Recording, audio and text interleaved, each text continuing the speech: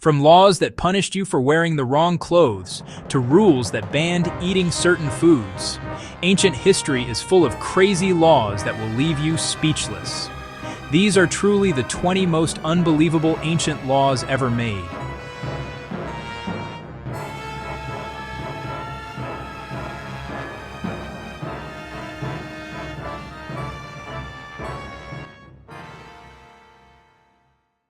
In the sun-drenched arenas of ancient Greece, the prestigious Olympic Games were strictly a man's world. Women were not only banned from competing, but even attending as spectators was a crime against the gods.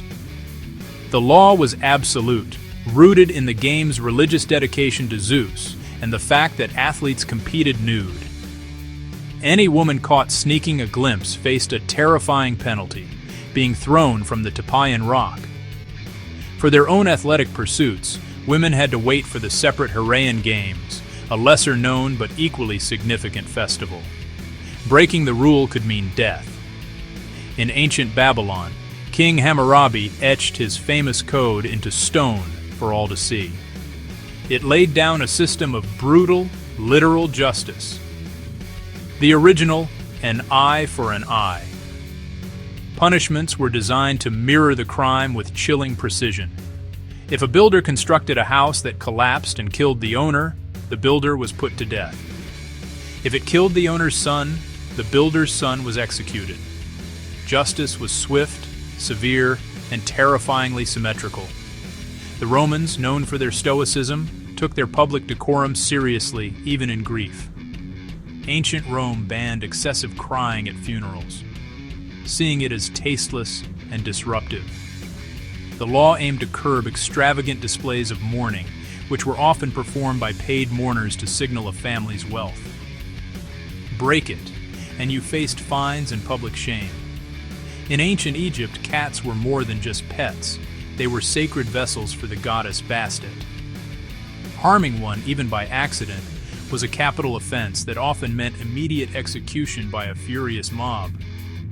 This law protected them with an extreme severity that baffled foreign visitors, but for Egyptians, it was a matter of divine importance. The city-state of Sparta was a military machine, and it enforced a ruthless code of strength from the moment of birth. Infants deemed weak or unfit by the city's elders were abandoned on a hillside to die. It was a chilling law of state-sponsored eugenics, all in the name of forging an unbreakable warrior society. In imperial China, your hands could speak volumes about your place in society. Long fingernails signaled elite status, proving you were so wealthy you never had to perform manual labor. Only the nobility and scholars could grow them, sometimes protected by ornate guards. For a commoner to grow long nails was an act of defiance, punished for aspiring above their station. In medieval Europe, Sunday wasn't just a suggestion. The church and state enforced a strict day of rest, and if you were caught working, gambling, or even playing games, you could end up humiliated in the public stocks.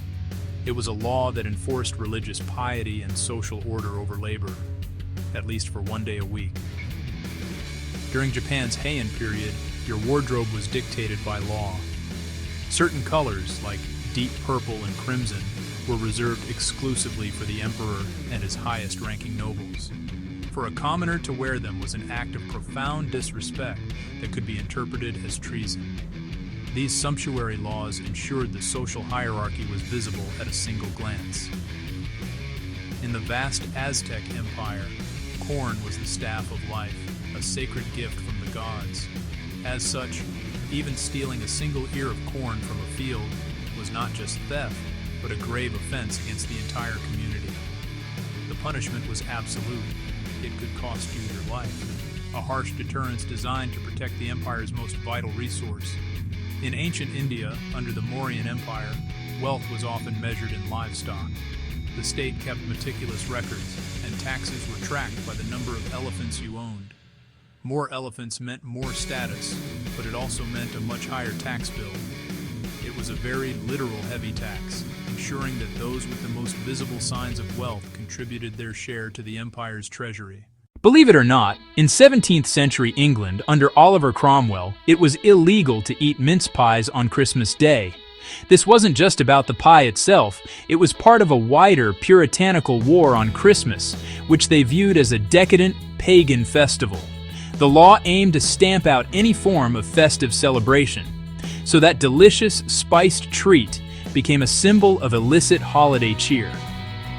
Though the ban eventually faded after the monarchy was restored, for a time, enjoying a mince pie was an act of rebellion.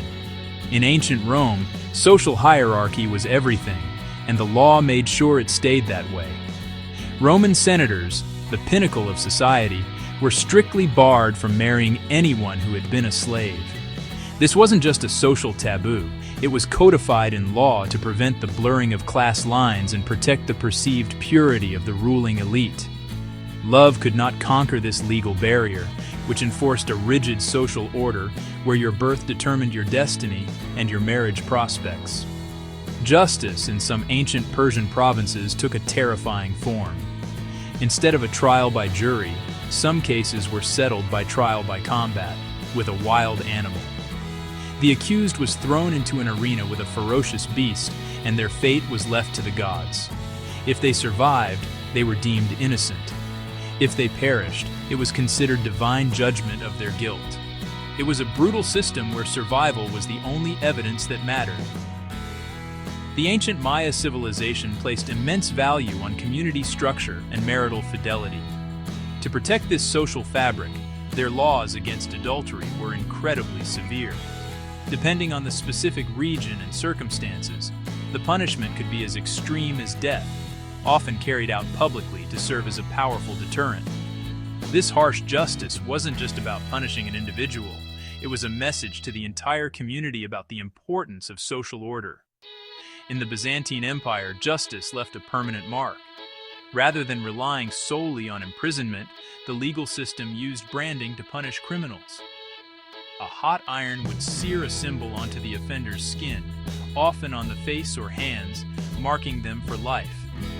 This served as a constant, public reminder of their crime, creating a permanent social stigma that followed them everywhere. It was a punishment that outlasted any prison sentence. Ancient Egypt was a hub of commerce, and fair trade was paramount. To ensure honesty in the marketplace, the law came down hard on deceitful merchants. If a merchant was caught using false weights to cheat their customers, the punishment was swift and painful: a public beating. This brutal enforcement ensured that the integrity of the economy was upheld, reminding everyone that dishonesty in business carried a very real, physical price. Under the rule of Genghis Khan, discipline was the foundation of the Mongol Empire. This extended even to personal habits like drinking. The Great Khan decreed that his people were forbidden from getting drunk more than 3 times a month. The law wasn't about morality, but practicality. A sober army is an effective army. This rule prioritized military readiness and discipline over personal indulgence. In the Roman Empire, fashion could be a capital offense. The color purple, derived from a rare and costly sea snail, was reserved exclusively for the emperor. Known as Tyrian purple, it was a symbol of ultimate power and divine status. Any citizen audacious enough to wear a solid purple garment was seen as challenging imperial authority, an act of treason punishable by death. It was the ultimate status symbol, enforced by the ultimate penalty. In medieval France, the comfort of the nobility was a matter of law. In some villages, a peculiar rule was enacted to ensure the local lord got a good night's sleep. The croaking of frogs from a nearby pond was deemed a disturbance, so villagers were legally required to patrol the waters at night, beating the surface to keep the amphibians quiet. It was a bizarre decree that perfectly illustrates the extreme lengths to which feudal privilege could extend. In ancient Athens, the birthplace of democracy, being a contributing member of society wasn't just encouraged, it was the law. Chronic idleness, or refusing to work, was considered a civic offense. The Athenians believed that every citizen had a duty to contribute to the polis, whether through labor, military service, or political participation. To be idle was to be a drain on the state. This law underscored a core principle of their society. The collective good always came first. From the truly bizarre to the undeniably brutal, our journey through history has revealed just how strange, and sometimes shockingly creative, the concept of justice once was. These weren't just rules, they were reflections of their time, born from superstition, necessity, and a completely different understanding of the world. While our modern legal systems seem worlds away, they are the result of a long, often messy, evolution. Every strange decree was a step, a misstep, or a lesson learned on the long road to the rights we have today. Understanding this past is crucial. It encourages us to look at our own laws and question their origins and their purpose. So, which ancient law shocked you the most? Was it the absurd or the terrifying? Let us know in the comments below.